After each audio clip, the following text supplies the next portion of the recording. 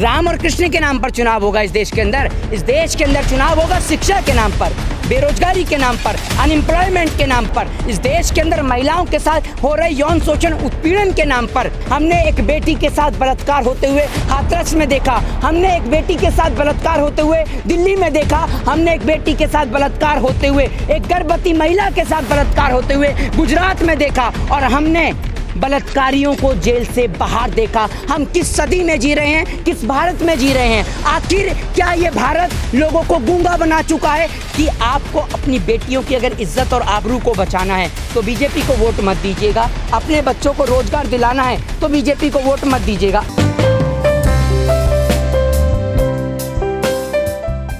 देखिए, मैं आपको एक बात बता देता हूँ कि इस देश के अंदर चुनाव जो है वो श्री कृष्ण या भगवान श्री राम नहीं जिताते हैं, ठीक है ना। चुनाव जिताती है इस देश की जनता, ठीक है। और राम को और कृष्ण को कोई भी व्यक्ति अगर राजनीति में लेके आएगा, कोई भी राजनीतिक दल लेके आता है तो मैं उसका विरोध करता हूँ। मेरे भगवान मंदिर के लिए बने हैं, मेरे भगवान देश के लोगों के पूजने के लिए बने हैं, मेरे भगवान परम पूजनीय हैं, ठीक है ना। और मेरे भगवान के अंदर देश की सभी लोगों की आस्था है। श्री कृष्ण को लोग देश विदेश में पूजते हैं, श्री कृष्ण के मंदिर मथुरा वृंदावन में लोग तमाम जगह से आते हैं। तो मैं तमाम राजनीतिक दलों से कहता हूँ कि आप को चुनाव जिताएं तो शिक्षा, एजुकेशन, हेल्थ और डेवलपमेंट, ना कि राम और कृष्ण, क्योंकि राम और कृष्ण के नाम पर लोग आपस में लड़ रहे हैं आज के टाइम में, ठीक है ना। तो राम और कृष्ण का इस्तेमाल ना करें, एजुकेशन, हेल्थ और डेवलपमेंट का इस्तेमाल करें। तो सब सारी पार्टियां भगवान के नाम पर ही चुनाव लड़ रही है, तो हेल्थ डेवलपमेंट की बात तो सारी पार्टियां एक काम कर लीजिए ना, इस सारी पार्टियों को बंद करके इस देश के अंदर एक काम कर लीजिए, मंदिर खुलवा दीजिए, मौलाना और पंडितों को ही खड़ा कर दीजिए, मौलाना और पंडितों को ही चुनाव में खड़ा कर दीजिए। पढ़े लिखे आदमी की ज़रूरत क्या है? अगर आप एक बात मुझे बताइए कि अगर सारे ही काम ये क्या कहते हैं मौलाना और पंडित ही कर लेंगे सारी नीति बनाने के लिए, तो इस देश में आईएएस और आईपीएस की लॉबी किस काम आती है? नीतियां बनाने के लिए कौन आता है इस देश के अंदर? ये तो बता दीजिए। राम और कृष्ण के नाम पर चुनाव होगा इस देश के अंदर। इस देश के अंदर चुनाव होगा शिक्षा के नाम पर, बेरोजगारी के नाम पर, अनएम्प्लॉयमेंट के नाम पर। इस देश के अंदर महिलाओं के साथ हो रहे यौन शोषण उत्पीड़न के नाम पर। किस नाम पर वोट मिलेगा? इसी नाम पर वोट मिलेगा। लेकिन कहीं ना कहीं अब वो भी श्री कृष्ण पर आ गए हैं, तो जनता का मूड तो नहीं जान लिया उन्होंने। देखिए, मैं आपको एक बात बता देता हूँ, जनता का मूड क्या, इस देश के अंदर हर एक राजनीतिक दल जानता है कि बिना काम करे सत्ता की कुर्सी को हथियाने का सिर्फ एक ही एकमात्र सरल और आसान तरीका है, और वो है हिंदू मुस्लिम। आप राम और कृष्ण की राजनीति कर लीजिए, राम और रहीम की राजनीति कर लीजिए, आप पॉलिटिक्स में सक्सेस हैं। लेकिन आप अगर इस देश में सेकुलरिज्म को लेकर चलेंगे, लोगों को साथ लेकर चलेंगे, हिंदू मुस्लिम भाईचारे को साथ लेकर चलेंगे, तो लोग जो है वो आपको कभी वोट नहीं देंगे। लेकिन मोदी जी जिस तरह से गुजरात दंगे की जो फाइल बंद कर दी गई, बिल्किस बानो के लोग, गांव के लोग पलायन कर रहे हैं, तो ये मुद्दाएं गायब है मतलब गुजरात चुनाव से। देखिए, मैं आपको एक बात बता दूं कि एक टीवी के मीडिया के जो हैं रिपोर्टर हैं, ठीक है, अक्सर जो है मैं भी उनके लिए बोलता हूं, लेकिन जो बात है जहां पर उनकी प्रशंसा करनी चाहिए वहां पर मैं उन रिपोर्टर्स की प्रशंसा भी करता हूं। अर्नब गोस्वामी, जिन्होंने जिस प्रकार से बिल्किस बानो के मुद्दे को लेकर किस प्रकार से सरकार की आलोचना करी है, वो वाकई में ही एक प्रशंसनीय कार्य है। और ऐसे में इस प्रकार के कार्य के लिए ऐसे पत्रकारों को सम्मानित भी किया जाना चाहिए और ऐसे पत्रकारों का सम्मान भी करना चाहिए। हमें पत्रकार पे सदैव ही आरोप और प्रत्यारोपण नहीं करने चाहिए। अर्नब गोस्वामी का मैंने विशेष एक स्क्रीनशॉट भी लेकर रखा है, और जो है मैंने उनकी वीडियो जो है उसको भी रिकॉर्ड करा है, क्योंकि अर्नब गोस्वामी ने जो बात कही है वो वाकई में ही एक बहुत ही काबिल तारीफ बात है, और इस प्रकार की बात इस देश के अंदर होनी चाहिए। मैं दिखाता हूँ किस प्रकार से अर्नब गोस्वामी अपने टेलीविज़न शो पर जो है वो बैठकर किस प्रकार से सरकार की आलोचना कर रहे हैं, मैं आपको दिखाना चाहता हूँ। So speak up, viewers. Appeasing lynchers is bad.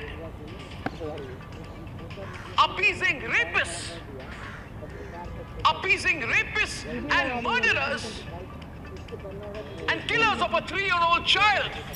जिस प्रकार से आप सभी लोगों ने देखा कि अर्नब गोस्वामी जो कि बिल्किस बानो के लिए आवाज़ उठा रहे हैं, और वाकई में एक पत्रकार की जिम्मेदारी यही है कि चाहे वो बेटी मौलाना की हो चाहे पंडित की हो, उसके लिए आवाज़ उठानी चाहिए। एक सच्चे पत्रकार की यही जिम्मेदारी है, और पत्रकारिता का जो सही अंश है वो सही अंश यही है कि आप इस देश में एक महिला के लिए उसके सच की और हक की आवाज़ को बुलंद करें, चाहे वो बेटी हाथरस की हो, चाहे फिर वो बेटी गुजरात की हो, चाहे फिर वो बेटी दिल्ली की हो, चाहे फिर वो बेटी यूपी की हो। बेटी बेटी होती है और हर पिता के लिए उसकी बेटी की इज्जत समान होती है। किस प्रकार से हमारे देश में दरिंदगी बढ़ती जा रही है बेटियों के साथ। हमने एक बेटी को रातों रात उसके शव को जलते हुए उत्तर प्रदेश के अंदर देखा, हमने एक बेटी के साथ बलात्कार होते हुए हाथरस में देखा, हमने एक बेटी के साथ बलात्कार होते हुए दिल्ली में देखा, हमने एक बेटी के साथ बलात्कार होते हुए एक गर्भवती महिला के साथ बलात्कार होते हुए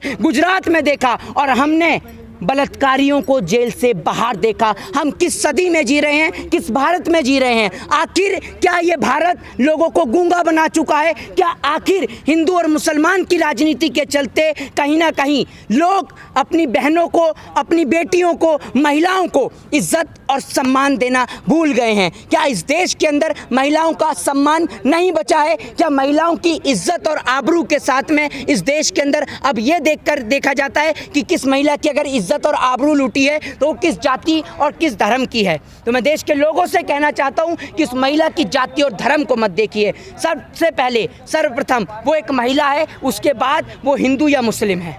लेकिन गुजरात की जनता जो है वो इन मुद्दों को याद रखेगी या फिर हिंदू मुसलमान में बढ़ जाएगी, राम और कृष्ण में बढ़ जाएगी? देखिए, मैं आपको एक बात बताता हूं कि अगर गुजरात की जनता इन मुद्दों को भूल जाती है तो निश्चित तौर पर ये जो है गुजरात की जनता को दोबारा से भुगतना पड़ेगा। आज चाहे वो बेटी मौलाना की हो, चाहे पंडित की हो, इस देश के अंदर जिस प्रकार से महिलाओं के साथ उत्पीड़न, यौन शोषण, बलात्कार की घटनाएं जगह जगह से सुनने को मिलती हैं, लेकिन कोई भी व्यक्ति आज सड़कों पर प्रदर्शन और प्रोटेस्ट करने को नहीं निकलता है। जिस प्रकार से जो है महिलाओं के साथ में छेड़छाड़ होती है, इस मामले के लिए कोई बोलने को तैयार नहीं होता है। किस प्रकार से आप देखते हैं कि कई वीडियो जो पहले भी सामने आई थी कि एक उत्तर प्रदेश का जो एक सरकारी कर्मचारी था, वो किस प्रकार से एक अपने कर्मचारी से उसकी वाइफ की डिमांड करता है, उसकी वाइफ को बुलाने की मांग करता है, जिस कारण जो है वो सुसाइड भी करने की कोशिश करता है, सुसाइड कर लेता है। ऐसी कितनी सारी खबर हमें देश के अंदर सुनने को मिलती हैं, लेकिन उसके बावजूद भी